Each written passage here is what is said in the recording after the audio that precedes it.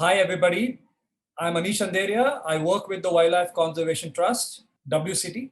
We are today celebrating International Tiger Day. And WCT has always worked very, very intensively on tiger related issues. One of the most important and the most burning issues at this point in time is that of connectivity between tiger breeding areas via reserve forest, and some of these areas also are human dominated. So the conversation today is between four people. All of us work in WCT. We have with us Aditya Joshi, who has worked on corridor related research for more than 15 years, and he has focused on areas around Tadoba Tiger Reserve, even for his master's degree. We have Sheetal Kolhe, who has also worked with WCT for several years now. But now she's helping several departments of WCT as a GIS analyst. And she also has field experience because her passion lies in conservation and she finds reasons to step out of the office and also spend time in the field. Last but not the least, we have Girish Punjabi, who is synonymous with tiger-related work in the northern Western Ghats. Again, like Aditya, he has done his master's in wildlife biology and conservation, and as part of his master's thesis, he has looked at connectivity.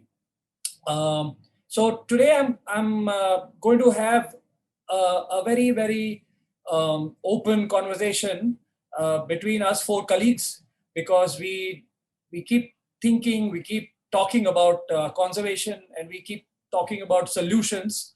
But solutions can not come by if we don't collect good quality data and analyze that data, because we all believe that data is God. And these are the people who have helped WCT be very, very forceful when it comes to conservation related matters, especially in the central Indian landscape. We are very, very active in the states of Maharashtra and Madhya Pradesh. So a lot of what we are going to talk today is based on our experience from these two states. However, the theory of corridors, the issues that tigers and other large mammals are facing are common to many other states. So what we are talking today is pretty much applicable to any forest in the Indian subcontinent. So I welcome my colleagues Aditya, Girish, and Sheetal. I would like them to now start talking about their experiences. But before they do that, I would also want them to introduce themselves to the audience, because they spend so much time in the field and inside the office that they hardly interface with the outside world. So this is an opportunity for you audience people to understand what a conservationist is made up of, what is the different roles that a conservationist has to play, because I'm sure there are a lot of aspiring conservationists who are watching this today. So Aditya, my first question is to you. And before you answer the question, I would like you to introduce yourself.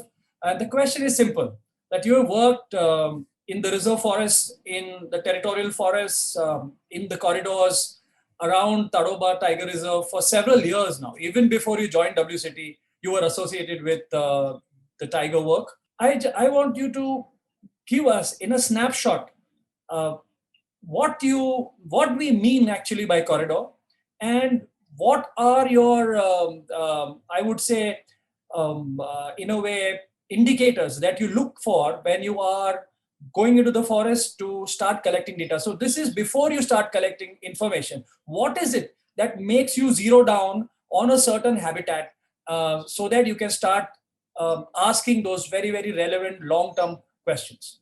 Aditya, over to you. Yeah.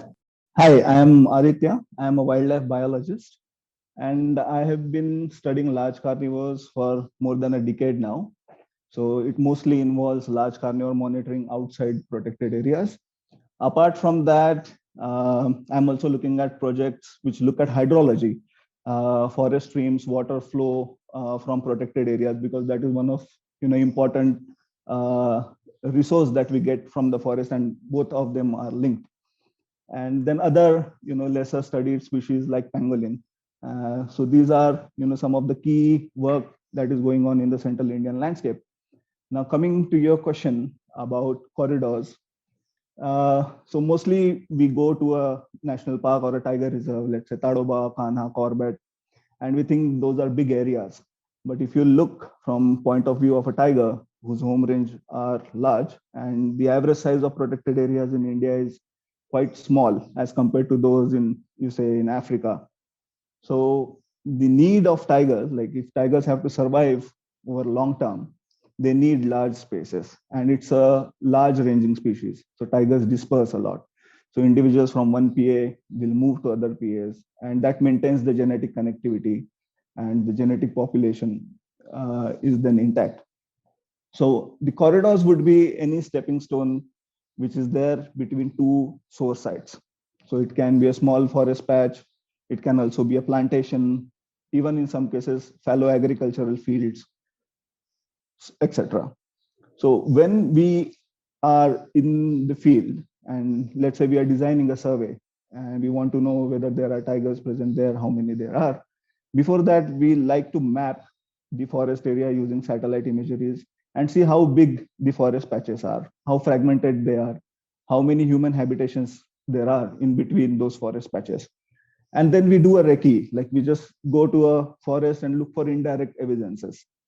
You might not be able to see a tiger, but if a tiger is present, you won't miss its signs. It leaves so many signs: pug marks, scat, scrape marks, rake marks, and those are visible. And just normal conversation with local people, they will tell you, because there would be some livestock depredation. They would see some animals over there. So a normal conversation with the locals will also give us an idea of presence of tigers over there. And based on that, and based on the resources that we have, then we design a survey, and then we go ahead with it. Thank you, Aditya. So to summarize, basically, first is to go and look at images, satellite images, so that you know where these source populations of tigers are. And generally, tiger source populations means areas which are well protected, and that largely in India boils down to national parks, sanctuaries. Tiger reserves are basically a conglomeration of national parks and sanctuaries. A lot of the cores of tiger reserves are nothing but national parks and sanctuaries. So those are the areas where tigers are breeding, and then they have to disperse. And as they disperse, they pass through a lot of habitats, as Adi mentioned. It could be multiple use areas, it could be forest patches, it could be just a river. And then once you go there, you look at indirect evidences. And once you have indirect evidence of tigers, you then start strategizing your study. So it sounds relatively simple, but I know that it is extremely strenuous. Can you, Aditya, just take the audience through the kind of, so if you were to go and look at a corridor. So as a scientist, how do you look at a corridor? It's not just satellite images, but you need to get down there and get some fine grained information. So what are those tools that you as a researcher use, and your teams, of course, to go and actually look for evidence and then for data, because that data needs to be collected in a manner that starts feeding into conservation questions, right? So what is that? How do you do that? What is the scientific method that you and your teams are using in the field? Yes. So these surveys are like scale dependent. Let's say we are now looking for tigers, and based on our previous studies via genetics, we know that tigers can disperse as far as 650 kilometers. So when we look at corridors, we have to look at the complete stretch of the forest. So if we are going to say, let's say, study a corridor, then it cannot be a piecemeal study. It has to be a snapshot of that complete corridor. And that means it needs a lot of resources. So to start with, we first do an occupancy survey. So what it basically means is we divide the whole forest into sizable grids, which is dependent on the home range of the animal. So let's say if we are looking at tigers, it would be 188 square kilometers. and then we walk in those grids, and then we look for tiger signs. Along with tiger signs, then we look at covariates. So this means factors that might impact tiger presence. For example, human disturbance, habitat type, presence of water, presence of prey species. So those are the things that we collect while we are walking these trails. So tiger signs, these covariates, and apart from that, we also collect scat.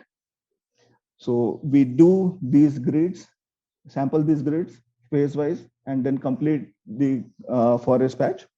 And then based on that, we get the probability of occurrence. So we know that if we go to that forest patch and put camera traps, what is the probability that we are going to find tigers over there? So this is the first step, because it doesn't require those many resources. Apart from traveling from point A to point B, all you need is a GPS. So it's low on resources, but you get basic information about tiger presence. So that is step one. Step two is when we are walking those trails, we collect scat samples, that is fecal matter of tiger. And it is rich in information. There are two things that we get from it. The scat is covered with mucus, which has cells, tiger cells, from which we can extract DNA. And from that DNA, we can then look at relatedness of tigers.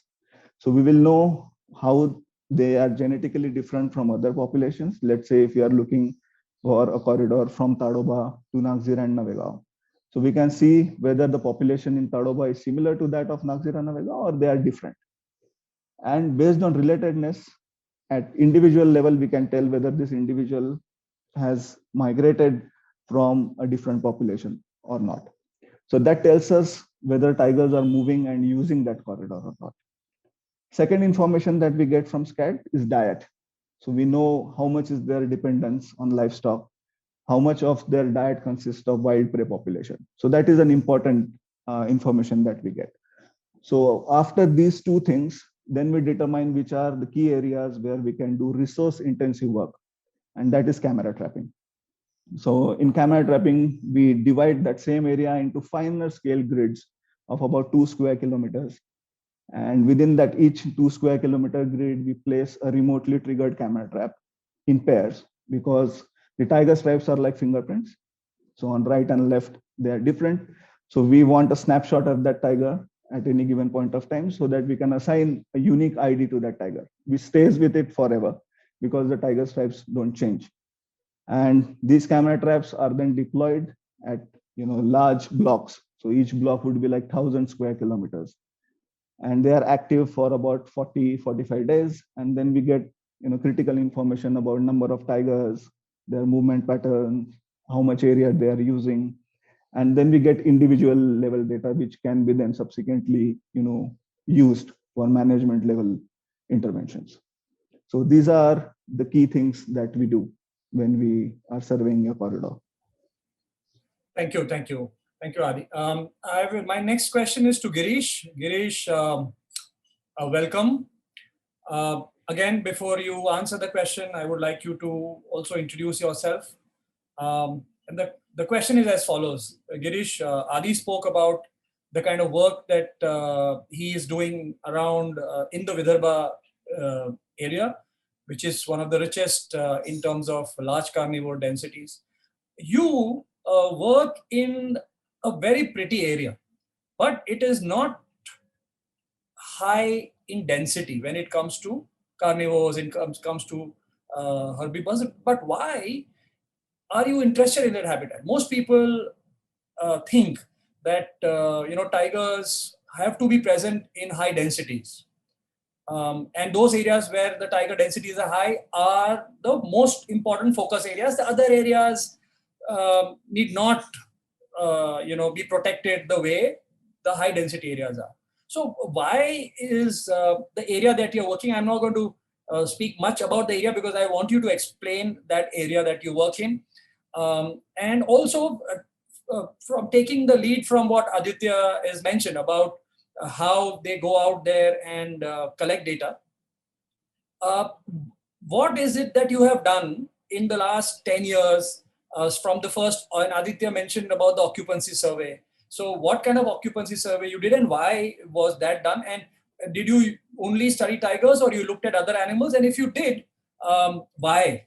So this is a long question, but I think it'll be interesting to hear from you. But before that, please introduce yourself.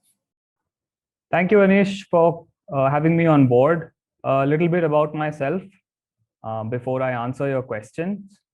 I did my master's on the Indian fox. And after studying the Indian fox for my master's, I did a study in the Syadri landscape of the Western Ghats, where I examined the distribution of large carnivores. Following that, I have been working in the Syadri landscape for most of the time.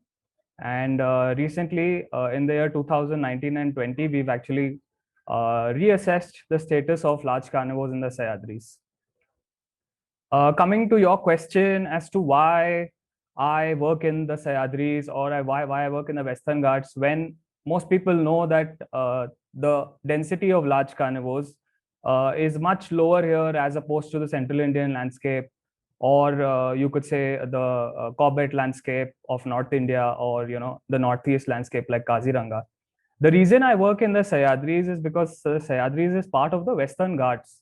The Western Ghats, as we all know, is a biodiversity hotspot, and it is also recognized by UNESCO as a World Heritage Site. Now, what is a biodiversity hotspot? A lot of people have this question. Most people believe that a biodiversity hotspot is because a particular landscape or a region has a lot of biodiversity. That is true. That is just one aspect of a biodiversity hotspot. Definitely, the Western Ghats has a lot of biodiversity packed in every area. So if you compare a 1 square kilometer land in the Western Ghats with that in Central India, you'll find that the number of species you find here are tremendously more. So that is clearly one important thing. But the hotspot tag also means that there is a lot of threat in the form of anthropogenic activities, from local people's dependents, from people who are living outside in nearby cities. All of them are dependent on the land for their resources. So the amount of threat in this landscape is tremendously large. So that is a reason why the Western Ghats, or rather the Northwestern Ghats where I work now, is something that is really, we really need to go in and do interventions to protect these last remaining pockets of wildlife and biodiversity habitat. Okay. So the real importance of the Western Ghats for large carnivores is because, as you know, that the Western Ghats in India supports one of the highest number of tigers, along with Central India. So once you look at this landscape as a holistic space, the northern range limits of this landscape, which is the Syadri landscape, is where extinctions have already happened or are happening at a really fast pace. So, generally it is known in carnivore biology that the range limits are where species will go extinct. So the Northwestern Ghats is actually the range limits for 3 of the 4 large carnivores found in this area. One is the tiger, of course, which is the flagship species of most of these large forest areas. Second is the lesser known but very charismatic again, dhole. That's also known as the Asiatic wild dog. Very little is known about the ecology and biology of this species, and we are just about starting to learn more and more about this species. The third is the sloth bear. Again, another species found widely in the Western Ghats, but in the Northwestern Ghats, we know of places where they have gone extinct in the last 100 years. So of all the 4 carnivores, which includes the leopard as well, these 3 carnivores will very soon go extinct if conservation interventions are not taken place in time. So what I have done here is, as Aditya explained earlier about the occupancy framework. So over the last decade, what I have done is, in this landscape, we've actually looked at the distribution of these 4 large carnivores. The first study we did was with Dr. Advait Edgaonkar. That was way back in 2010 and 11. And now through WCT, we have repeated this work in 2019-20.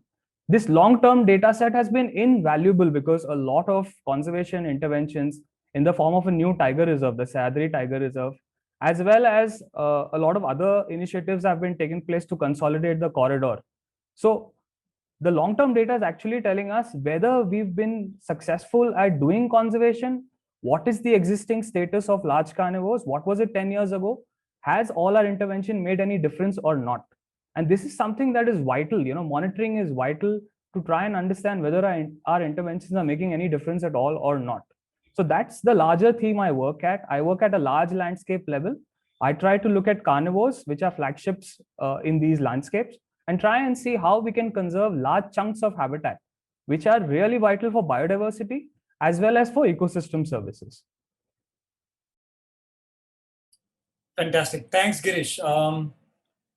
Yeah, so corridors and the significance of corridors is the same wherever you go, whether you look at forest ecosystems like the ones that we are talking in Syadri or in Vidarbha region, or we talk about grasslands, or you talk about wetlands for that matter. Species that are specialists, they are found in different types of habitats. Unless those habitats are connected, it becomes damn difficult, especially for mammals, to move. And that movement is very important because if there are some local issues, for instance, if there is flooding or there is severe drought or there is fire, and if an entire population gets wiped off, it could even be because of poaching. Without these connecting forest patches, it will be almost impossible for certain animals that cannot fly or swim in the river to actually come back to those habitats where they were found. So the significance of corridor is not limited to forests alone, it is limited to all types of ecosystems. So now when we keep talking about the physical nature of corridors, we have to also understand how is it that a conservation biologist is able to call an area a functional corridor, or whether that corridor is just a green patch but it's not functional anymore. So what is it that you do? So what is the tool that one uses to look at the corridor from a bird's eye perspective? And so that brings us to Sheetal. Sheetal, who is working on with WCT, analyzing huge data sets on corridor connectivity. So Sheetal, definitely you should also introduce yourself. But after that, the question for you is simple. What is GIS really? I mean, people keep talking about GIS, remote sense data sets. What is it? And then how do you use GIS to tell the difference between a healthy corridor and a corridor that is not in good shape, or a corridor that's really on the verge of getting destroyed? So how does GIS as a tool help you make those differentiations? Over to you, Sheetal. Thank you, Anish. My name is Sheetal Kolhe, and I've been working in the field of wildlife conservation for over a decade now. With WCT, I work as a spatial analyst, and my work focuses on understanding the impact of linear infrastructure on forest in the central Indian landscape. To answer your question, basically GIS is just a tool to manage and analyze large amount of data sets. To put in a simpler word, today we are talking about tigers and connectivity. So when we talk about tigers, we simply cannot focus on protected areas alone. We need to think from a landscape point of view. And landscape itself is huge. Now, when I say landscape, I am not talking about forest alone. Okay, landscape is a mosaic of different land covers on earth, like agricultural fields, villages, settlements, water bodies, linear infrastructure, etc. So if we have to survey this entire landscape on our own, do you think it's possible? Well, practically it's not possible. So in such scenarios, GIS and remote sensing plays a very, very important role. How do we do this? Well, in GIS, there are two types of data sets. Okay, one is a vector data, which means it has latitude and longitude attached to it, meaning like all shape files. And the other is the raster data, which are satellite imageries. So with the help of satellite imageries, we can study the entire landscape of different time and season. Satellite imageries is just like a photo that consists of many pixels, and each pixel has a value or class attached to it. So this way we are able to identify different classes in the image and classify it based on the pixel value. Some of you might think how this information is collected from a satellite image. Well, satellites travel in space and it take pictures from the above, pictures of Earth from the above. So, but it needs an energy, right? That can travel in space, that can travel through the vacuum of space, and that energy is called the electromagnetic energy. So when these electromagnetic waves fall on the surface of Earth, certain elements on Earth reflect energy and certain elements absorb energy.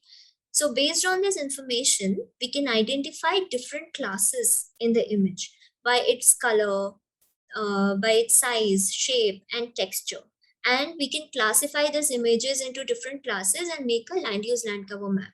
With the satellite images, we can also monitor the forest and corridor on regular basis to understand how the landscape is changing over the years.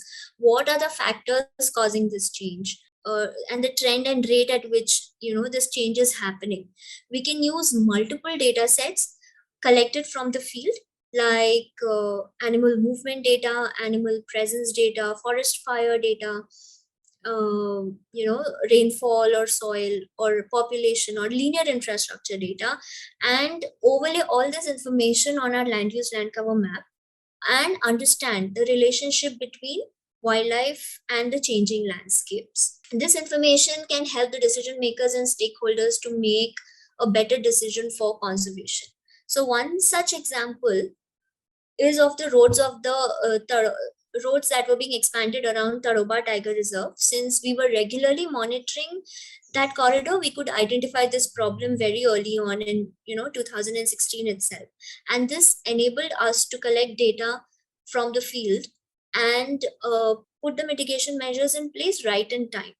So I will talk about this example with maps in some time, but yeah, this is what GIS and remote sensing in a nutshell is, where we can study large data sets and make timely decisions for better conservation efforts and to understand the health of our forests. Thanks, Sheetal. So Adi, so when you go to the GIS platform and you start analyzing, what are the data sets that a conservation biologist generally provides to somebody who is going to analyze all that? So what are the different layers that we are looking at? Because corridors just doesn't mean vegetation, right? Because there are places where there may be very scanty vegetation, but because of the location of that place, you will have a very high traffic of wildlife, if not in the day, in the night. So what are the type of layers that one would provide to analysts like Sheetal so that she can then take a composite view of what's happening there? Yeah, so if we talk about satellite imageries, these are basically pixel level information. So it's like a large photograph, taken from space, and it has that pixel level information. And based on the reflectance of light, you can classify that pixel as a forest and different forest types, built up areas like human habitation, water, etc. So these signatures differ based on the satellite and also based on the landscape. So when we are actually doing these occupancy surveys, then we collect what is called as the geotag points. So these points provide information that at this particular location, what is the forest type, what is the soil type. So this information then goes in the GIS analysis so that a comprehensive land use map can be produced. So that is step one. Second is the data that is collected via camera traps. So these photographs are also geotagged. So when the camera traps are active, they're active 24 hours. So they are not only just taking photographs of tigers, but also other species and human. So the images that we get from camera traps can be classified into different categories, like people just trespassing, going through the forest, or if they are extracting any resources, fuel wood, grass, grazing pressure, presence of feral dogs. So all these images are geotagged. So this data then can be converted into a shapefile and then becomes one of the input in the GIS analysis. Then third important point would be presence of water bodies, like in different seasons, because these surveys are multi-seasonal. So you do a survey in a particular season and then you keep repeating it in different seasons over a period of time. So you get information about presence of water, what is the level of water in the water tanks over there. So that is one information that can be then as a metadata attached to various data sets. So based on these kind of inputs, then we can get a comprehensive image of the particular corridor and the intensity of use by different animals, also anthropogenic pressure, human pressure. Thanks so much. So we have looked at two different types of habitats. One is very rich in biodiversity, but not so high on density of large carnivores, which are considered as flagship species. The other one, extremely good habitat for large carnivores, may not be as biodiverse as the Western Ghats. We also looked at what makes these three conservation scientists tick. We also seen that wanting to do something for corridors is one thing, but to actually collect the right kind of data and analyze using the right tool is extremely important, as important as collecting data, to be able to translate the passion and the science into policy.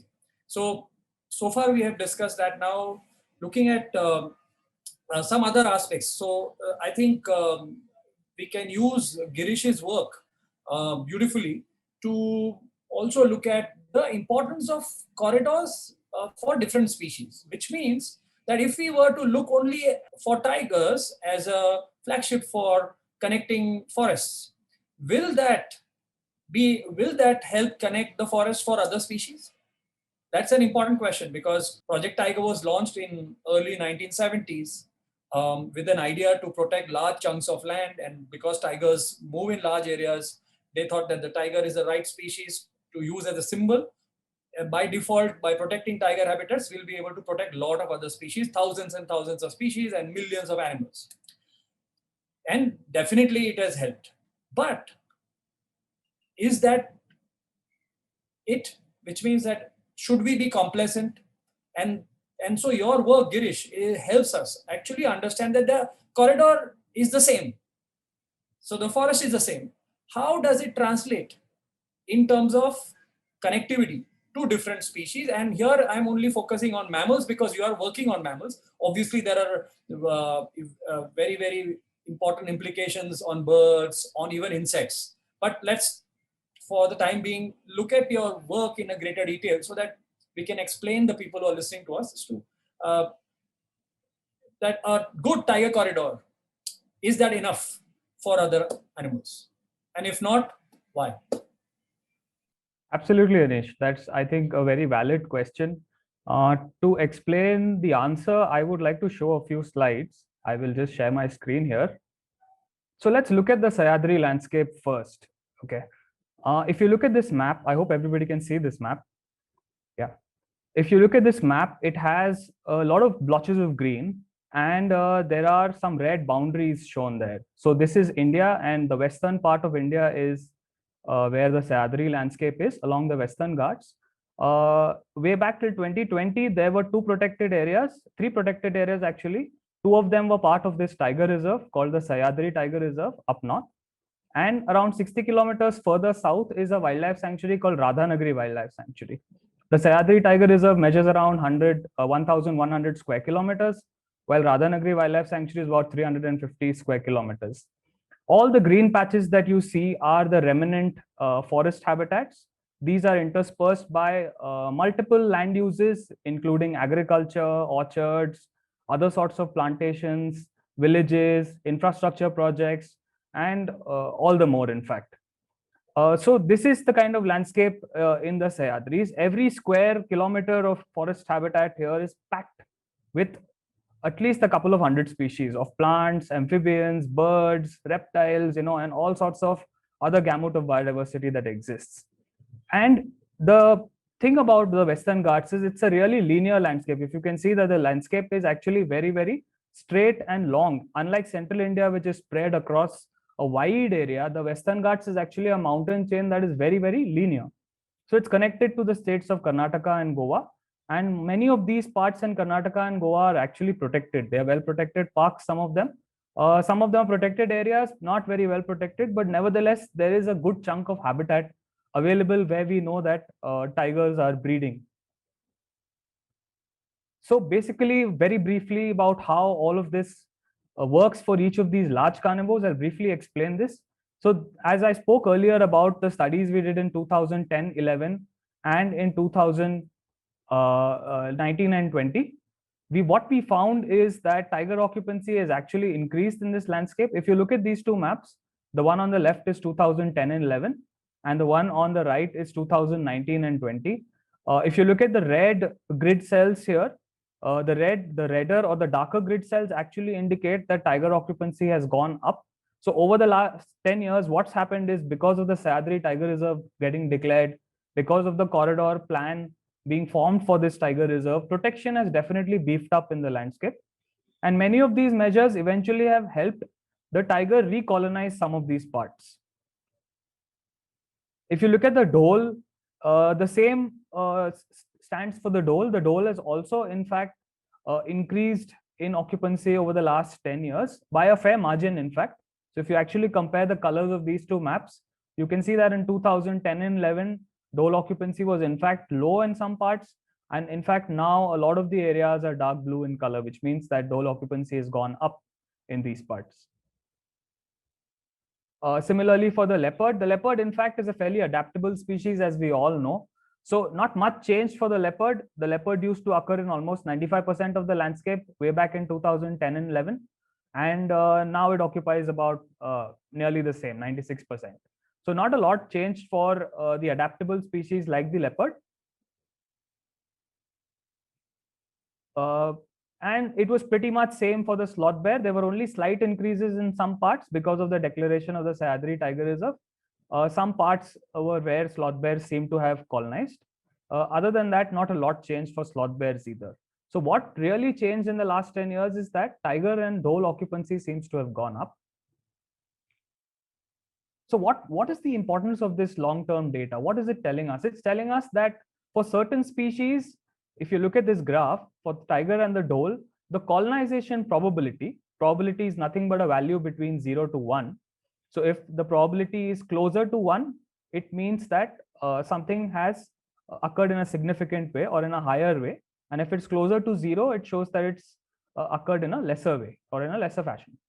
So colonization for the tiger and dhole seems to be higher than the extinction probability, while for species like the leopard and sloth bear, there doesn't seem to be much of a change. For sloth bears, of course, there's a slight increase in colonization, but it's not very significant if you actually look at the real data on the ground. And what determines where large carnivores are occurring? So as ecologists, we have to factor in this complexity into our analysis when we are studying corridors or studying large habitats for individual large carnivore species. We need to understand what is it exactly that's determining where these large carnivores occur and why. So we did this analysis for the tiger, for the dhole, for leopard and sloth bear, and all of them seem to have very different factors affecting where they occur. So really, you cannot have one prescription for all species. This is what our findings are telling us. It's telling us that for the tiger, the source population, which is mainly the protected areas in Karnataka and Goa, the distance to that source population is the most important factor where tigers are occurring. It's not even as much the size of the forest habitat, but in fact, the distance to where the source population is there. And this has repeatedly been shown over the last 10 years of our work. Okay, percentage forest cover did make a difference. It was a positive effect on tiger occurrence. So definitely larger pockets of forest do make a difference, but in combination with the source population distance. And livestock encounter rate was a slightly positive effect, which means that tigers do tend to move around in areas where livestock may be readily available because it's easy to prey upon. For dholes, in fact, we didn't find that pattern at all. Dholes seem to be completely avoiding areas where large number of livestock exist. And in fact, they want to go in areas where preferred wild prey, that is mainly the deer species, sambar and manjak deer, are more. So whichever areas where we found sambar and manjak signs to be higher, we found dhole occupancy was higher. Also, presence of protected areas made a big difference for this species. For leopards, forest cover did make a difference, and so did preferred wild prey. This was mainly the smaller size prey species, which included the langur, the porcupine, the manjak, the wild boar.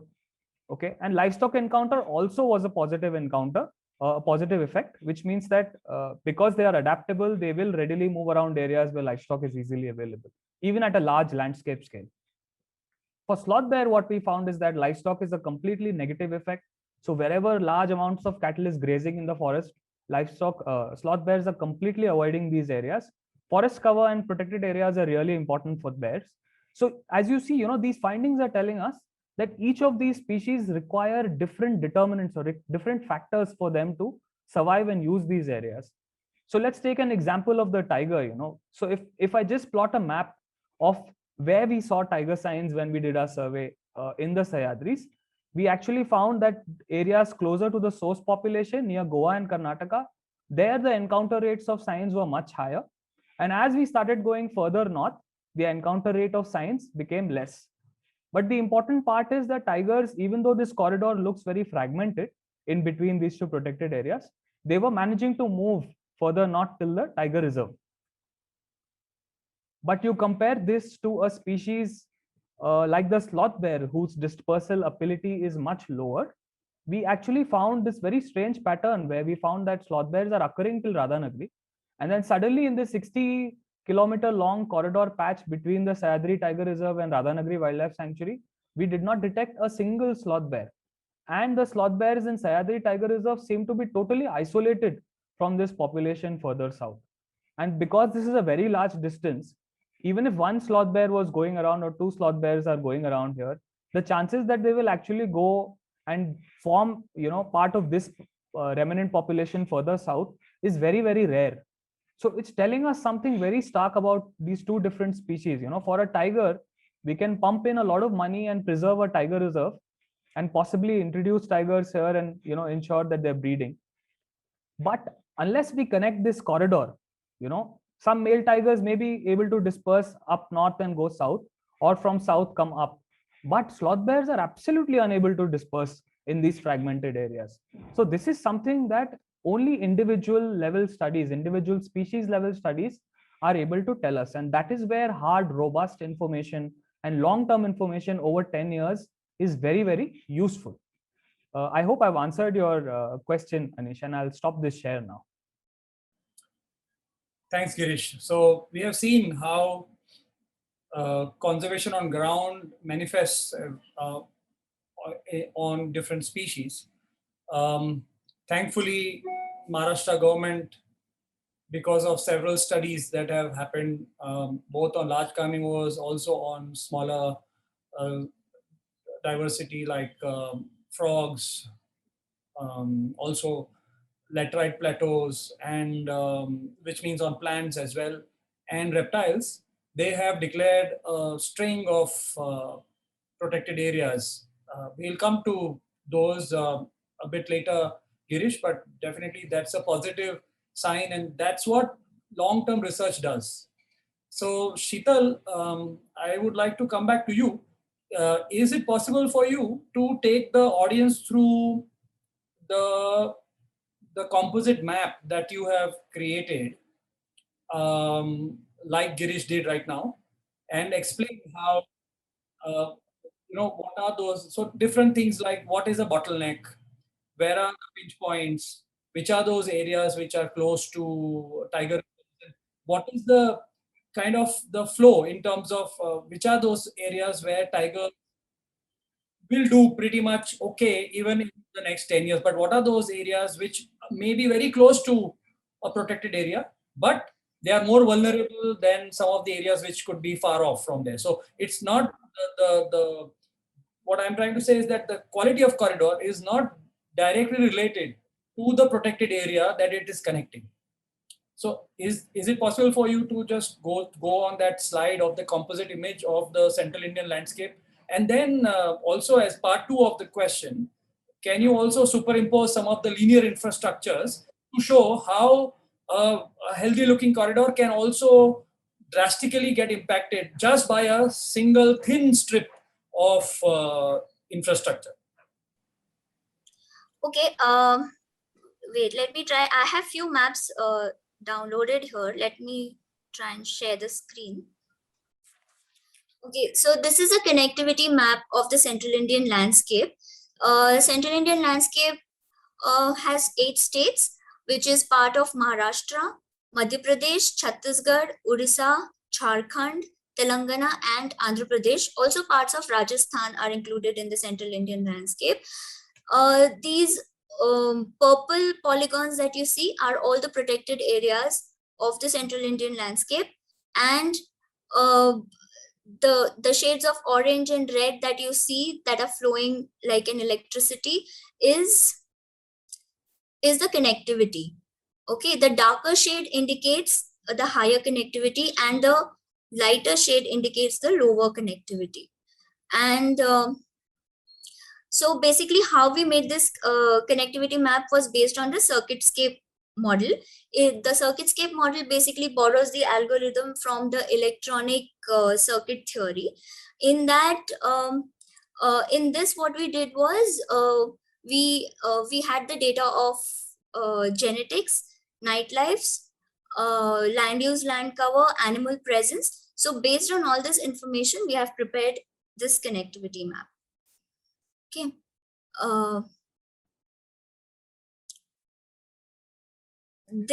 The yellow lines right now that you're seeing on the map are the existing roads that are there in the Central Indian landscape, and the white lines that you're seeing, the black and white lines, are all the proposed roads in the Central Indian landscape. Now, this is just a glimpse of it. There are so many roads that are coming up right now. Basically, this is the Bandhavgarh Tiger Reserve. And if you see, there are, right now, those roads are not visible here, but because I've not updated this map, but there are roads which are going to surround the Bandhavgarh Tiger Reserve right now. So there are a lot of roads that are coming up in the Central Indian landscape. Yeah, also I want to add that these, the things, the white and black lines that you're seeing are the proposed roads, but this is only roads. There are other linear infrastructure also that is coming up in this landscapes, like there are railways, then there are transmission lines, high voltage transmission lines, then there are pipelines and canals that are coming up in this landscape. Right. So as we can see that thankfully the corridors between various protected areas, by protected areas we mean tiger reserves, could be sanctuaries, national parks, even conservation and community reserves, they are there. There are a very large number of protected areas in Central Indian landscape, and fortunately there is habitat connectivity between many of those. But what is important from what Sheetal is showing us is that just because today you see all these dark reds and oranges doesn't mean that they will remain tomorrow, because what the map shows is the connectivity based on the vegetation as well. So the vegetation may not go immediately. However, when a linear infrastructure comes, even if the vegetation is in good state, the linear infrastructure project, if it comes in the wrong place, or if it comes without mitigation measures, then despite having a good vegetation connectivity, the corridor will not exist in the future. So it's important to look at both forest degradation and fragmentation because of man-made reasons. So degradation happens when fuel wood collection happens, when wood is taken out from the forest, and that could be because people have to survive. It is for subsistence. There could also be illegal trade by removing logs and wood from here. But linear infrastructure is a different ball game altogether. Where it comes, it looks small. The amount of area that is converted from forest to non-forest is small. Yet the impact of that is far greater than sometimes degradation. So both degradation and forest fragmentation have to be looked at in conjunction with each other to understand the real threat that the corridors are facing. Thanks, Sheetal. Now this brings us to the most important section of our discussion. How does long-term research in one landscape finally translate into conservation action that leads to protection of not only the target species, but also of several other species, most importantly of the habitat itself? Because we know from past experiences that once a habitat gets degraded, it becomes almost impossible to bring the habitat back to its original shape. And so the best thing is to safeguard these forests outside protected areas in time so that they don't lose their character. And so I would now come to Aditya to explain through a case study of how the work that his team and him are doing in the Central Indian landscape. How has that work, which has been done consistently and repeatedly, translated into conservation on the ground? Adi, over to you. Yeah, so I would like to show you some of the maps. So one of the most important findings from these long-term studies that we have been doing, especially the monitoring part, was that there is a common belief that the protected areas are the sources. So tigers breed over there, then they move out, they disperse, and the outside protected areas are the sinks.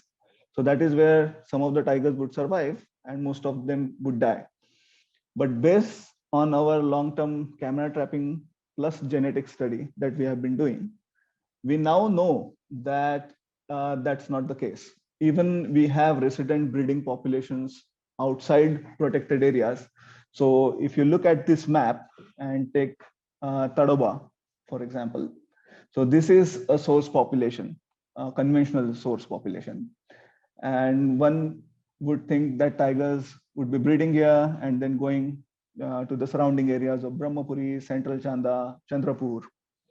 But over the long-term monitoring, the data that's coming, we know that there are resident breeding populations even in Brahmapuri and Central Chanda. And through genetics, now we know that even tigers that are breeding outside are then colonizing your protected areas. So they are actually providing tigers to the conventional source. So that changes the whole ideology of source and sink, and it shows how important these surrounding protected areas are. Because based on models, we know that if for long-term survival of tigers, any protected area needs to have about 100 tigers, and out of those 100 tigers, we need 20 breeding females.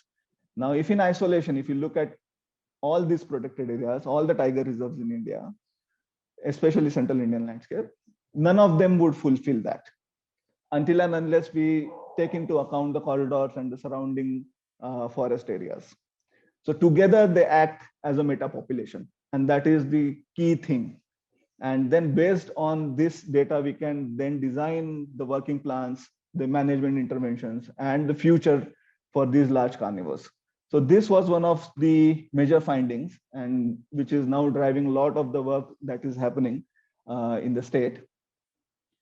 And it also helps in mapping connectivity. So here you can see Tadoba is connected to Umred Karandla, and then Nagzira Navegao on the north. To the south, it connects to Kawal Tiger Reserve in Telangana. Towards west, it connects Tipeshwar Wildlife Sanctuary. So it's all connected together, and tigers are moving between these protected areas. So this is a slide showing all the effort that we have been putting in this landscape. So all the red areas are the protected areas that we have camera trapped. All the yellow grids that you see are outside protected areas that we have sampled. In all, about 15,000 square kilometers was sampled, out of which about 4,000 to 5,000 square kilometers is surveyed every year. So this has, temporal data set. So year after year, we are collecting data and then looking at trends. So this is the extent at which the data has been collected. And then it gives you... Aditya, can you go back to the previous slide? Sure. Just for the people who are listening to you, now some of these large parks like Satpura, Pench, Melghat, they are huge. I mean, compared to other parks. I mean, no park is huge in India, but relatively, Umred Karandla is very small compared to Satpura, right? Yes. Similarly, the corridors also between Pench and Kana is large sized. Between Pench and Satpura also there is good amount of forest cover. However, if you go towards Pandarkavda or you go towards to the west of Bog, which is Pora and all that area, those are like small compared to other places. Then are those areas also important? Because people would instinctively think that these large patches are safer for tigers, these smaller patches there are discontinuous. Then I mean, how as a conservationist would you compare these large sized corridors with the small patches and the large sized protected areas and the small? So is varying importance given to these, or they all are equally important? Yeah. So when we talk about these multiple use areas, as you correctly mentioned, some of these corridors, if you look at, for example, Khana Pench, it will have very few villages inside the forest patches. There are villages, but relative size of the forest patch is larger as compared to, let's go and see Pandakauda over here. The forest is quite fragmented, but you do have tigers over there. They are breeding, but the limiting factor for tigers in today's date is the habitat. So if the habitat is not contiguous, then it leads to multiple problems, and one of the major problem is conflict. So both these areas have to be treated differently. We cannot put the same measures in a fragmented landscape what we would concentrate on a large tract of forest which is contiguous. So that's the difference. Most of the interventions in fragmented landscape would be to manage those areas in such a way that they facilitate tiger movement and it doesn't lead to conflict. Because increasing forest cover in such areas, for example, Pohra, which is next to Amravati city, and then Pandarkauda, which is highly fragmented, in a developing country like India, it's very difficult. So we have to prioritize. We have to give importance to large tracts of forest which are contiguous and have the potential of becoming tomorrow's Tadoba and tomorrow's Corbett first. And at the same time, make sure that these areas act as a stepping stone, because no matter how small the patch of forest is, it is very important for tigers to just move from one place to another. So the management strategies for both of these would be different.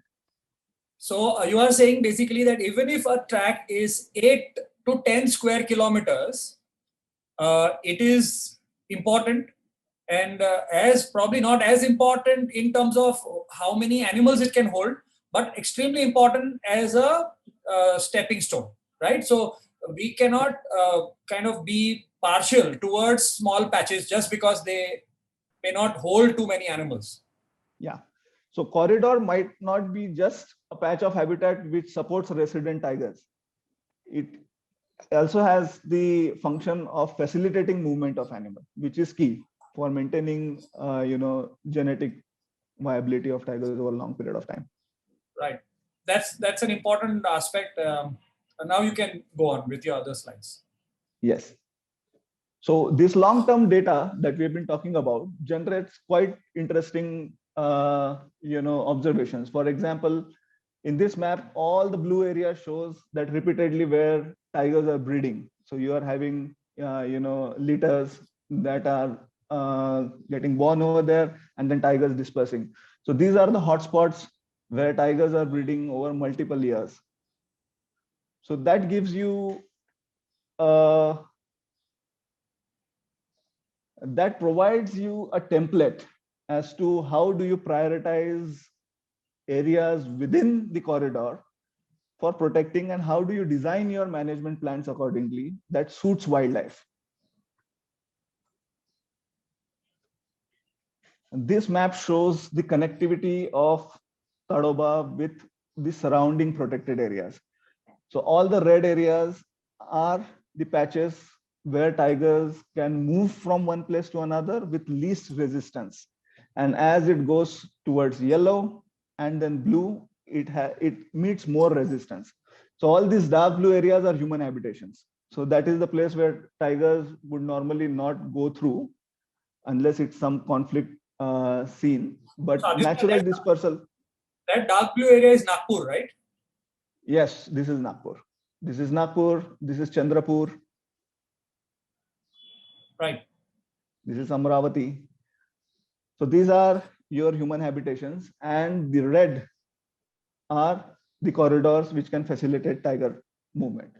So if we just take a look at it, visually and physically, the PAs look connected. But as we collect more data on tiger presence, we know that in most of the places, tiger presence is clustered. And over the long period of time, these clusters should have free-flowing wildlife. Like the tiger should be able to disperse from point A to point B successfully. And to do that, we will have to declare some new PAs, some conservation reserves, or include wildlife based management plans into the working plan of the territorial areas. These are the areas which are outside protected areas. So those are the changes that will bring about positive impact on wildlife over the long period of time. So one of such exercise is the tiger conservation plan, which every tiger reserve has to make. And there's one chapter on corridors. So all the data that we have been collecting in this landscape, we provided it to the forest department. Data such as connectivity, tiger presence, fragmentation, and all this data was collected at a compartment level. That is the smallest unit at which the forest department functions. So for example, if you can look at the TCP corridor plan for Tadoba, this provides the first corridor from Tadoba to Bor, and it shows where the gaps are, how big the gaps are, which are the villages which are found over there, and which are the villages which should be part of the corridor plan, so that any interventions that are being done to restore corridor, those villages should be taken into account, so that the effectiveness of the plan is more because it is ecologically linked. So I'll take you through all the corridors of Tadoba. This is a corridor between Tadoba and Umred Karandla, Tadoba Nagzira Navegaon, Tadoba Tipeshwar. So Tadoba has connectivity over all the areas. So one of the major aspect of large carnivores outside protected areas is conflict. And conflict has a lot of dimensions, and it's not very easy to resolve over a long period of time. So one of our objective was to identify what are the factors which influences human tiger conflict in the Chandrapur landscape. So to show you the landscape, this is the Tadoba Andhari Tiger Reserve over here, and it is surrounded by territorial divisions of Brahmapuri. This is Brahmapuri division, which has about 1100 square kilometers of forest area. Then this is Junona forest block towards south, which is about 350 square kilometers of forest area. And then central Chanda, which is known as the Kanalgaon block, which is again 350 square kilometers. And then you have small patches of forest of about 50, 60 square kilometers, such as Rajura, Bhadravati, Varora. So there are tigers present all over the Tadoba Tiger Reserve, surrounding the forest of the Tadoba Tiger Reserve. So one of the hotspots for conflict is Brahmapuri forest division. So I'll take you through the data set that we have generated. So this shows you the tiger hotspots.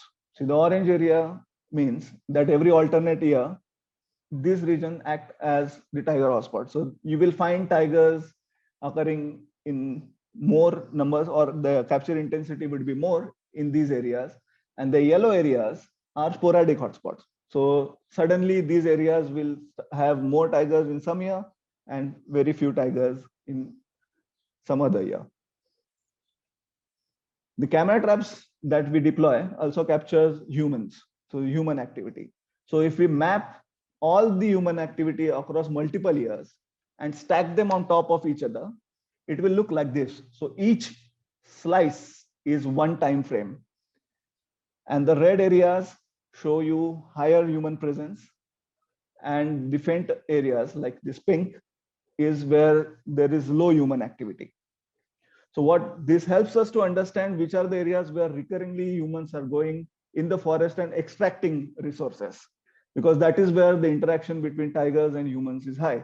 So this gives you a nice overview spatially, which are the areas where most of the humans are going repeatedly over multiple years and over multiple seasons.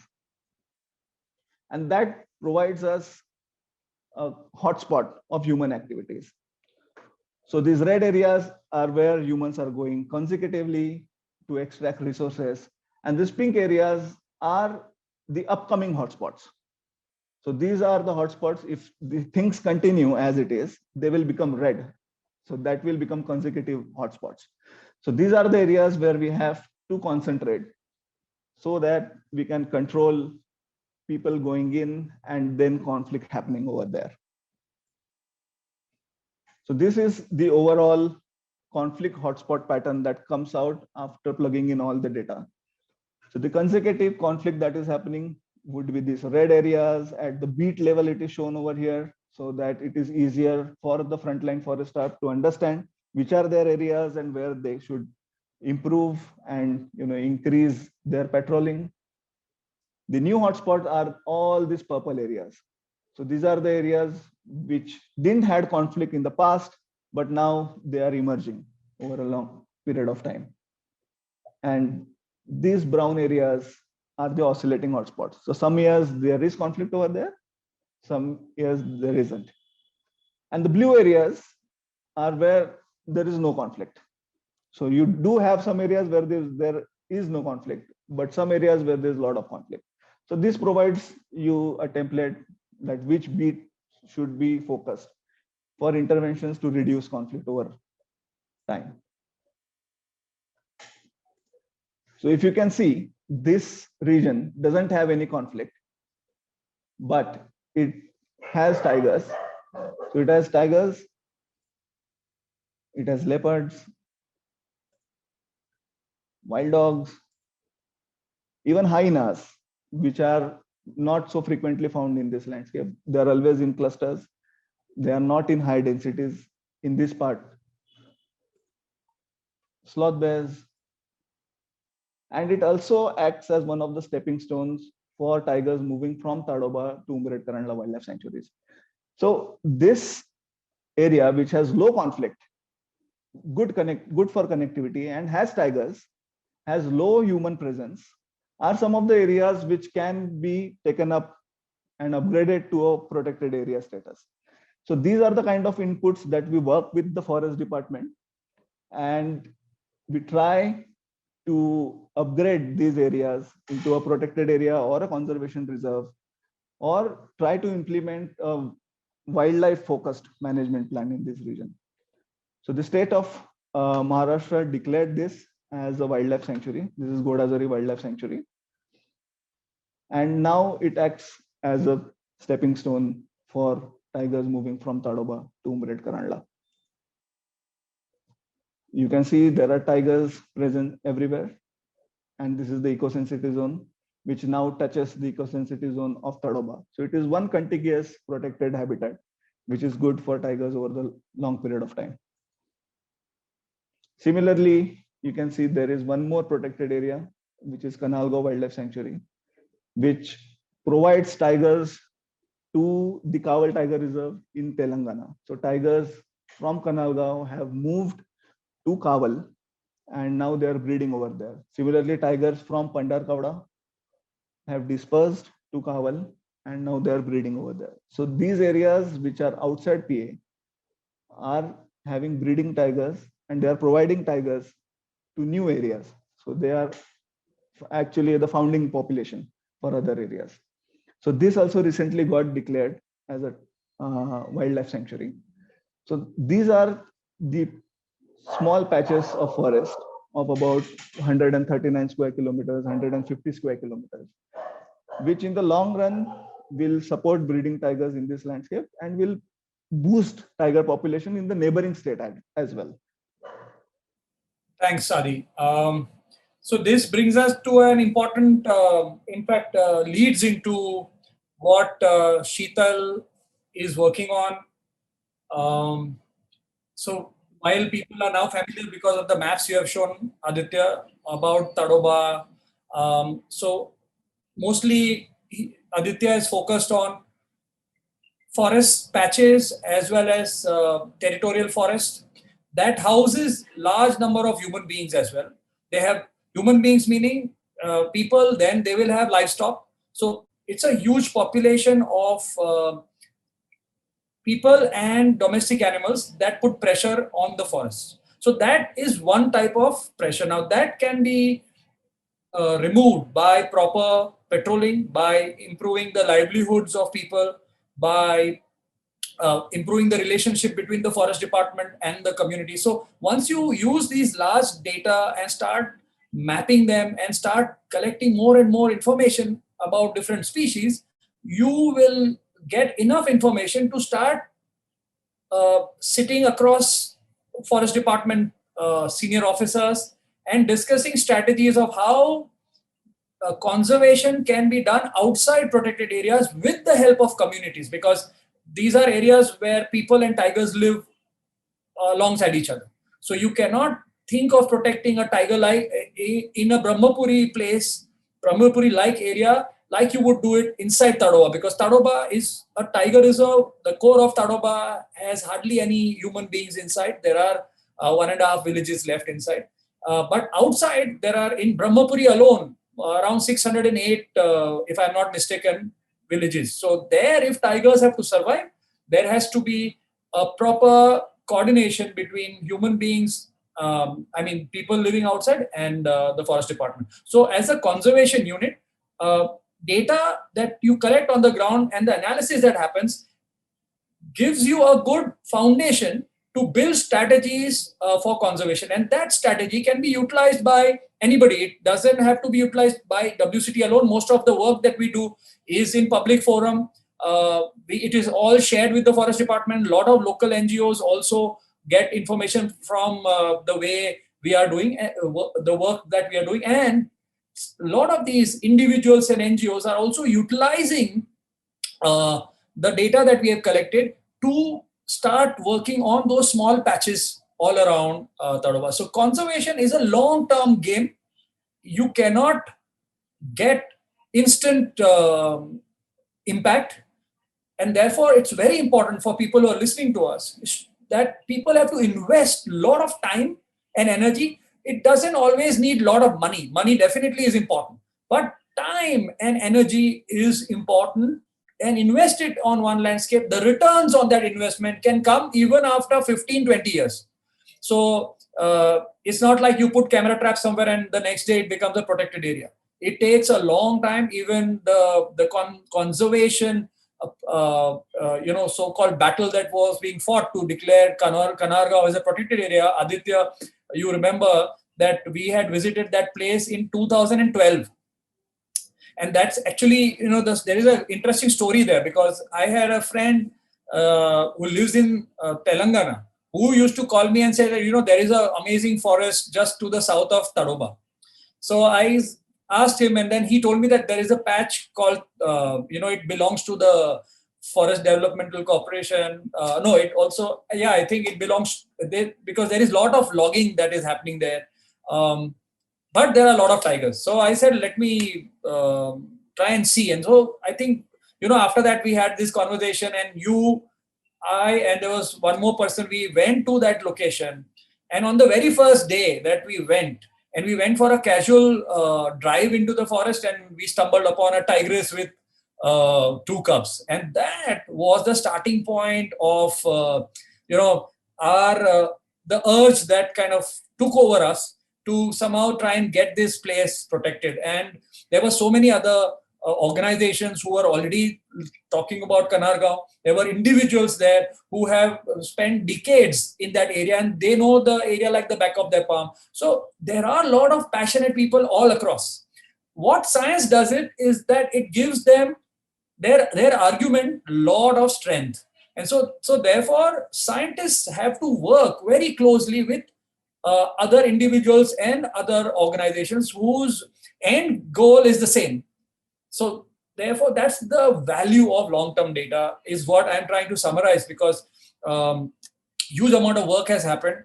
But now that work that we have done in the last 10 years can be utilized for the next 30 years, because that information can be utilized by different people to get different outcomes. So that's the beauty of systematic data collection. So there is no shortcut in conservation.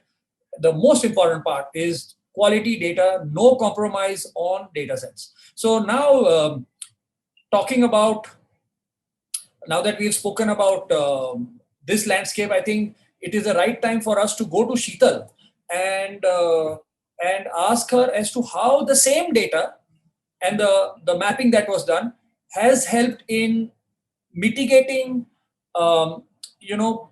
the kind of infrastructure, the problems that could have got created because of linear infrastructure that was coming in the vicinity of Tadoba. So how all these corridors would have got hampered and how the work has translated into mitigation. I think it's a good time for you to show people through some slides. So, as part of road ecology and GIS, we have been monitoring individual corridors on a regular basis. So one of the this example is of the roads coming around the Tadoba Tiger Reserve. So we identified this problem way back in 2016 itself. Okay, so which allowed us to gather data that Aditya is collecting, and that helped us to incorporate mitigation measures where the animals are crossing the road. So we were able to incorporate 28 mitigation structures in this area along the roads, which has helped us to save corridors connecting Tadoba, like Tadoba to Navegaon Nagzira, Tadoba to Kawal in Telangana, Tadoba to Bor in Maharashtra, then again Tadoba to Indravati in Chhattisgarh. So all these corridors have been saved because of our timely action, and there are 28 mitigation measures in place right now. So yeah, this is one of the examples I could think of, because Aditya has already explained everything else, how we collect data and how it's been incorporated. But that is the beauty of long-term good quality data, that now what we have already has been utilized by your team, Sheetal, to go and actually we identified this problem in 2016 and we got this mitigation measures in place in 2019. So yes, it is like you said earlier also, it is a long-term effort. Fantastic. Thanks, Sheetal. I want to add a few things to this.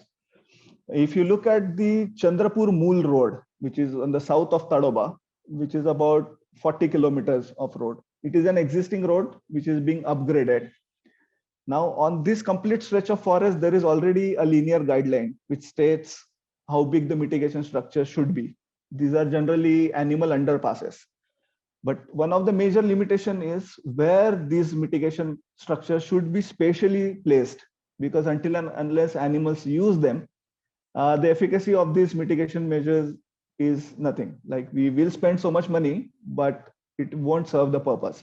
So what this long-term data set is helping us, Sheetal, if you can take to that slide, which shows animal crossings. It provides you exact patches of the road that the animals are using to cross. So this is the kind of data that the implementation agency and the forest department can use to plan the mitigation structures accordingly, so that the structures are placed at these exact spots, so that the animals start using them as soon as the structure is completed, and it helps in maintaining the connectivity. So that is one of the important things that it contributes to the policy. Completely, Adi and Sheetal, thank you. So when mitigation structures are recommended, obviously the best option is to circumvent the corridor. But sometimes, and also the way the corridors are, they are linear generally, and linear infrastructure are also linear. And so if you shift the linear infrastructure, it will still cut the corridor somewhere or the other. So for instance, if this is the corridor and this is the road that's going to come, and if I have to build, if I say it should not cut the corridor here, then where do you shift? Anywhere you shift, it is still cutting the corridor. So oftentimes, it's impossible to move it. Wherever it's possible, that should be the first option. The second option is that, okay, now that you have, that the alignment is fixed, and that there, what Sheetal and Aditya just mentioned becomes important, that you collect long-term data. If you go and do work for 15 days, 20 days, because there is no time, now you will get information, but that information will not be accurate. And because of that, after the mitigation structures are built, and you would spend crores of rupees in building those structures, you will still see that there is animal mortality on the road. And it's not just animal mortality, but it's also accidents which will take human lives as well. So it's lives are lost on both sides. And so it's always important that long-term data sets are taken across seasons, because animal movement changes in seasons. In monsoon, where water is everywhere, animals can cross in quite a few random areas. Sometimes they don't even cross so much because there is water everywhere. But as you move towards the dry season, the water bodies are fixed, and you will have a convergence of species coming in from all directions to that water body. And if those water bodies are close to a road or on a side where it's not the side that the animal is living in, then they will pretty much cross the road twice or thrice a day.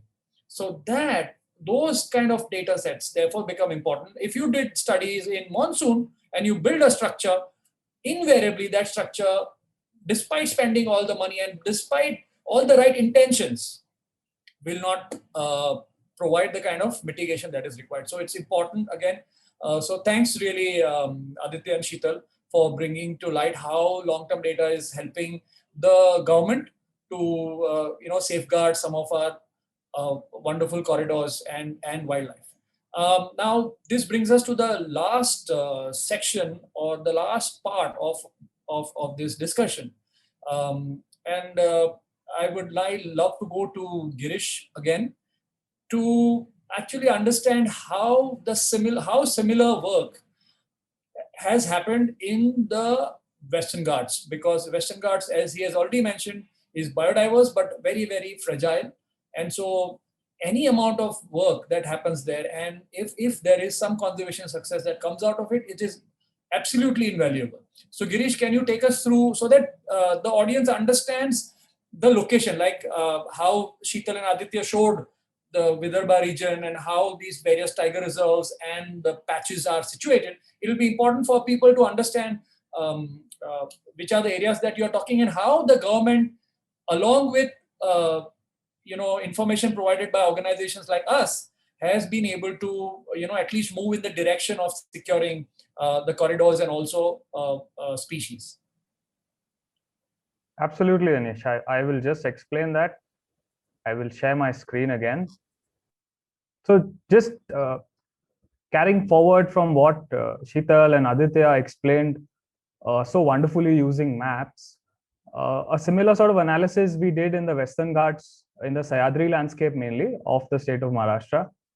And using some occupancy data that I explained earlier, and as well as some corridor analysis, which in fact Aditya had helped me way back in 2014-15, we were able to identify pinch points in this landscape. So pinch points are nothing but areas in the landscape where connectivity is actually very, very acute. It's like a bottleneck, honestly. Can you show that with a marker that, so that we understand, and also for the audience, what is the area that we are looking at in terms of Absolutely, state, in terms of the names? Yes, I will just explain this. So this is the state of Maharashtra on the top, where you see all the green. On the right side of Maharashtra is the state of Karnataka, And this particular protected area that you see here is the Bhimgarh Wildlife Sanctuary in northernmost Karnataka. Adjoining Bhimgarh is the Mahadevi Wildlife Sanctuary. This is in the state of Goa, and Goa and Karnataka then border Maharashtra, where this particular place exists. So actually from our analysis, we figured out that for tigers at least, individual tigers are moving through this bottleneck habitat and then going further north into Radhanagari or other parts of the corridor. So over the occupancy data that we collected in 2010-11, as well as the corridor analysis that we did in 2014-15, we figured that this particular bottleneck of forest is the pinch point. It's a place where tigers are moving from south to north or from north to south, as well as in particular valleys, they're also breeding. So this information was extremely vital to identify patches, identify pinch points, in fact, where conservation action needed to happen. So all this data was very, very useful for us to engage with the policymakers, with the forest department, try and explain to them the importance of this tiny patch of forest. So this particular patch of forest, it actually encompasses about 100 square kilometer of area. But when you actually go down to the details of the forest ownership, one realizes that the forest land that is actually owned is barely 30 or 35 square kilometers. So when you come to the ground realities of doing conservation, you figure out that even though something like this is important as a pinch point, what will actually be protected is even lesser than the outer boundaries of a protected patch. Nevertheless, as we all discussed and as Anish rightly stated, conservation is a long-term endeavor. It's something that starts way back. I remember when Anish and Mr. Pardeshi had come down way back in 2000, I think end of 2014, and you all had done a visit in Tilari, and that was the time we had actually started talking about how we can get around to protecting this small patch of habitat. And there were talks about it being declared as a wildlife sanctuary then. Of course, conservation, like we discussed earlier, takes a lot of time and patience from conservationists and from different agencies as well. Eventually, what happened, fortunately, in June 2020, after a lot of pushing, a lot of efforts from a lot of conservationists, Maharashtra state government decided to declare Tilari as a conservation reserve. The area was 30 square kilometers. And this was amazing because it took a lot of sweat and blood to get this done. And finally, people in power listened to conservation efforts in the area. And a small sort of conservation achievement came about. But interestingly, this was the map of the landscape with the Syadri Tiger Reserve and Radhanagari Wildlife Sanctuary, like I explained earlier, and the other protected areas in Karnataka and Goa. In 2020, the Tilari conservation got declared. This is the green area over here, right at the border of Goa and Karnataka. It's a crucial pinch point. And soon after that, a series of protected areas to conserve this corridor were proposed and were actually approved by the State Board of Wildlife as well. And the state government has already notified 6 of these protected areas, 6 of these conservation reserves. Only 2 more are remaining. They have been approved, but they will very soon be notified. So from Syadri Tiger Reserve, there's a small conservation reserve here called Jor Jambli, all the way up till the Goa-Karnataka border. More or less, the entire corridor that exists is now either a part of a notified conservation reserve or an eco-sensitive zone in Mahabaleshwar. So more or less, this entire stretch of the Northwestern Ghats is now under some form of protection. Why is this important? Like Sheetal and Aditya explained, infrastructure projects, even though they look minor on paper, cause a lot of damage in reality. So mitigation measures are very important. Whether certain projects need to be passing from the corridor, where they should be passing from, how they should be upgraded, all these important questions, clearances about these projects. Once it's a protected area, the clearance, there are a couple of clearances that need to be sought. It's a wildlife clearance that they need to get. It's also a forest clearance and an environmental clearance for certain types of projects. So, just making a small piece of forest as a protected area has such long-term implications. The battle takes many years, sometimes even decades, but the outcome of that will last centuries. So all these tiny efforts are now joining up, and a lot of these new protected areas will certainly, create one large connected landscape for tigers to recolonize and start breeding in Syadri Tiger Reserve. Thank you, Girish. I think it is, it's a pleasure to actually talk to you guys. We keep talking about work all the time. Mostly it is the immediate, but to actually sit back in our different rooms and talk about the bigger picture. So today, what our conversation has, led to is a bird eye look at how conservation work actually translates into action on the ground. And from all three of you, it is very clear that it's a arduous journey. It is a long journey.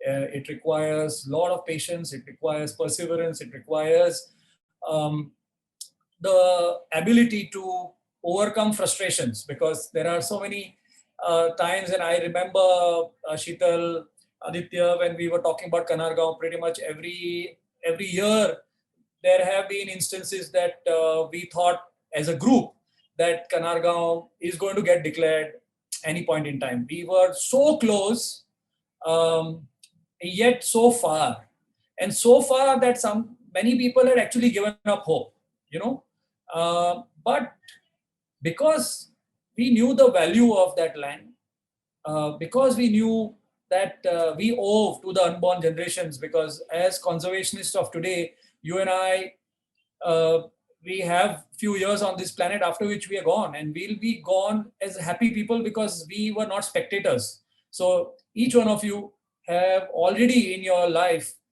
in professional lives, already paid back, to Mother Earth by securing big landscapes.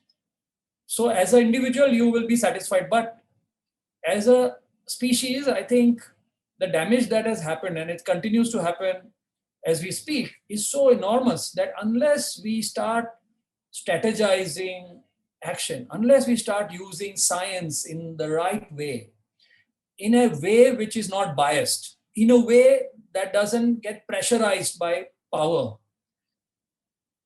unless we do that, we will not, as conservationists, be able to overcome the big tsunami of destruction that this planet is seeing. And so by looking at this, the landscapes that you so succinctly showed all of us, I'm sure there are a lot of aspiring conservation biologists. There could be social scientists. There could be statisticians. There could be economists. There could be lawyers. There could be artists, painters, musicians. Just four of us and our teams. We are about 90 people, but we are nothing unless we get people from different sectors looking at this thing and understanding this. Everybody talks of corridors. Why is this discussion important? You talk to anybody, they'll say, we know the corridor, what corridor means. But it's not just knowing what corridor means. It's what goes in, so that you try and start securing these, because finally corridors are not just for animals. Corridors are also places where human beings live. And oftentimes the poorest of the poor, the doubly marginalized people, are living in the forest today. And if these areas, which are actually their bread and butter, this is where they live, their agriculture is dependent on the river flows, their agriculture is dependent now on underground water tables, because they are also having pumps now because the rivers are drying. They are dependent for their daily subsistence in terms of fuel wood to a certain extent, but also minor forest produce collection, which is very big. And statistics have shown that nearly 3 million people live inside India's 51 tiger reserves, and nearly 300 million people of our country are dependent on some or the other resource from the forest. So their daily subsistence is in some way or the other dependent on the forest they live in. So corridors basically mean green areas, green infrastructure. Any amount of work that is done to ensure that the green infrastructure stays as is going to help not just the tiger, not just the great hornbill, not just the king cobra, not just those fish that live in those streams, but all those millions of human beings that share that habitat with animals. So I think it was a pleasure and an honor actually to share this panel with my teammates. They are the people because of which I can talk so proudly um, um, in committee meetings and also in so many other forums. So these are the faces behind those people who are really working day in and out, all through COVID, mind you. They have worked, if not from their homes, they've actually gone out in the field as well. So towards the end, I would just, kind of ask each one of you, if you want to just, say a couple of lines to the people who are listening to you, from the perspective of a conservationist, if you want to, from the perspective of a biologist, if you want to, or from the perspective of just a human being who is breathing the oxygen, drinking water, and eating food. This is all up to you now. I would rather let's start with Girish. Then I'll go to Aditya and then to Sheetal. So Sheetal will have the end note. Okay, Anish, to the listeners who watched this till the end, there is only one hint of advice that I could give, is that do not underestimate the power of engagement. And I'm saying this personally as an introvert, a person who does not like to be around people, and probably which is why I chose a career which, allowed me to stay in wildlife areas away from people. But I very soon realized that the fact that I get to go out, I get to meet local people, I get to meet forest officers, guards, staff, friends who think alike, all of those engagements have actually produced the results that we are seeing today. So conservation is not a single person's job anyway. It's a joint effort, and the only thing that can make things work is if you engage with all the stakeholders that you can possibly do the engagement with. So that's a few lines from me.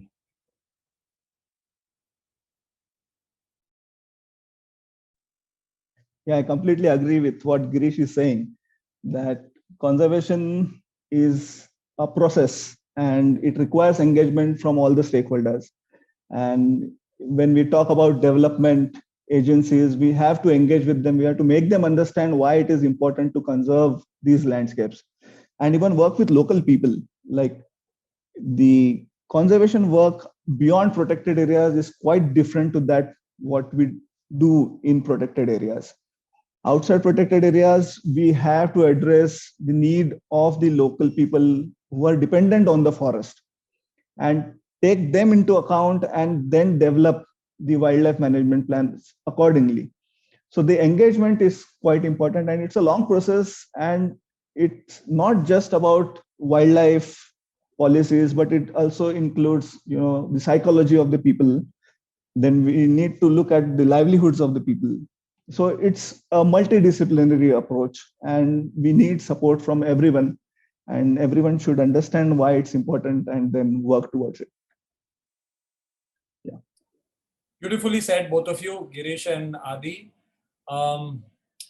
Completely resonate with what you're saying. And now over to you, Sheetal. Okay, yeah. I want to quote a film here. Okay, The Nature is Speaking by Conservation International, where the mother nature, where they say that nature don't need people, people need nature, right? So we are so very rapidly destroying what we have in the name of development. We should actually keep in mind that nature has been here for billions of years, and it is going to be there, it's going to remain there, and it is prepared to evolve. So protecting what we have right now is very, very important for our own and our future generation survival. So yeah, I just want to end by saying that. Thank you, all three of you. All the best to all of us. I think um, I'm sure the people who are supporting us, the various organizations, the various business groups, the officers within the forest department, and our teams, those people who are working with us, from uh, the research associates to interns to our cooks, how important they are when we are in the field. They are our lifeline. um, the drivers who are coming with us, and now they are integral part of the team. They're actually helping us collect data. So I think uh, it's been a pleasure to be part of a team like this, and I hope that we, through our work, somewhere are going to change the mindset of people. Again, it's a long-term expectation of mine. But even if this discussion that we have had has influenced some young minds out there who are thinking of entering into the field of conservation, I'll be more than happy. And do contact any of us. Our email addresses are our first name followed by @wctindia.org, which means it's Sheetal, SHEETAL @wctindia.org, or Girish, GIRISH @wctindia.org, or Aditya, ADITYA